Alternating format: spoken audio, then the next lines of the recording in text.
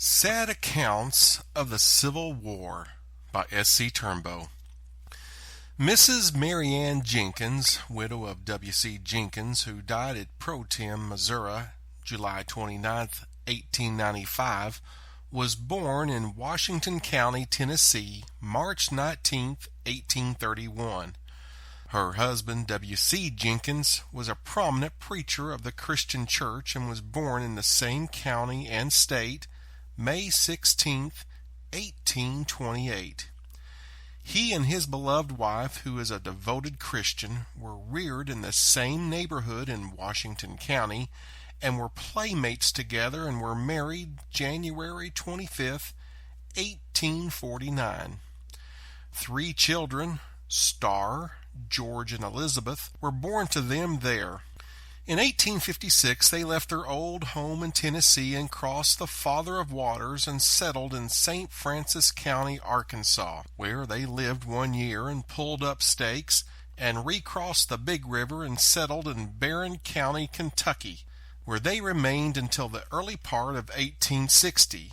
When they went back to Arkansas, they were arrived in Marion County in the month of March and settled in the land of the Flippin Barrens, where the rock spring is a mile or more northeast of the railroad town of Flippin.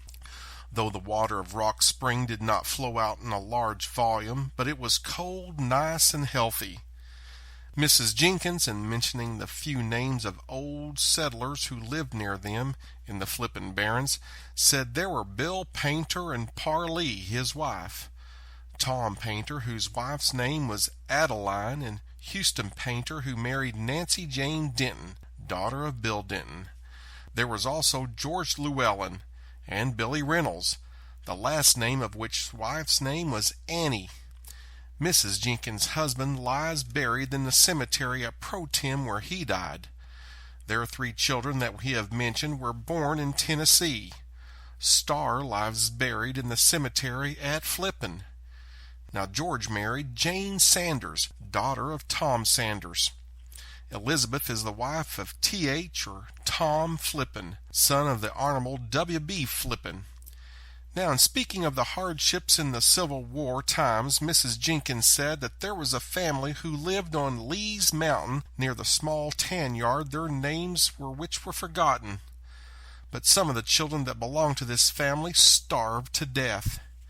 These children would cut off small bits of dry hides and either scorch them on the coals of fire or chew them and swallow them raw. This is horrible to think of and repeat the stories of these suffering years after it took place, said Mrs. Jenkins.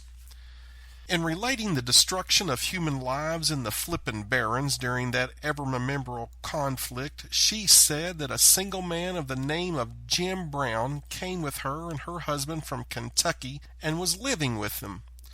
Now Brown was an unhealthy man and was subject to epileptic fits at a certain period each month. One morning a lot of bushwhackers killed Darrell Woods, who lived on Fallen Ash Road. Now, I heard the reports of the gun while they were shooting Mr. Woods.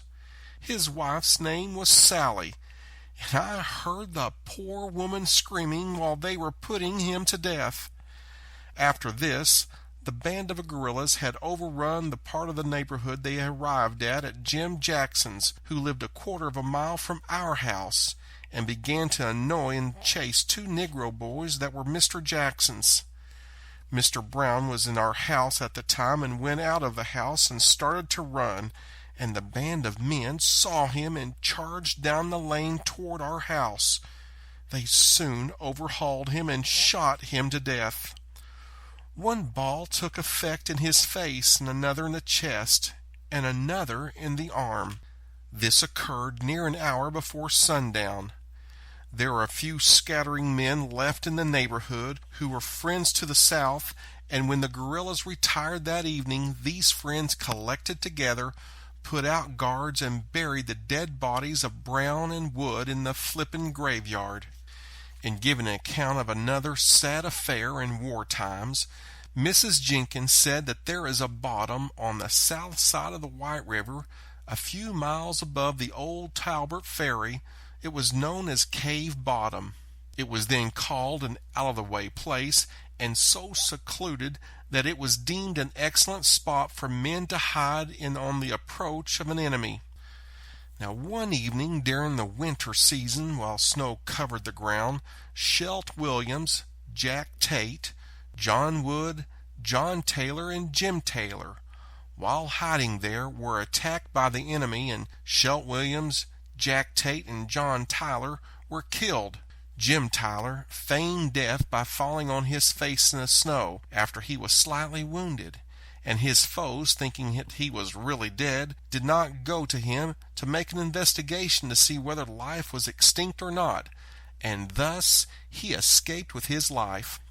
John Wood was mounted on a small but resolute mule, and its rider compelled the animal to plunge into the ice-cold water of the river and swim across to the north shore.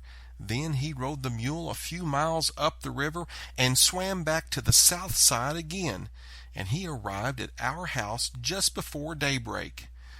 Mr. Wood was bareheaded and nearly frozen. The dead body of Williams was hauled home and buried there in a shallow grave. He was buried in the same clothes he was killed in. A few pieces of plank were substituted for a coffin. Now Jack Tate was buried at Flippin, but I do not know where Tyler was buried. Now Mrs. Jenkins is the daughter of Joshua and Betsy Davidson.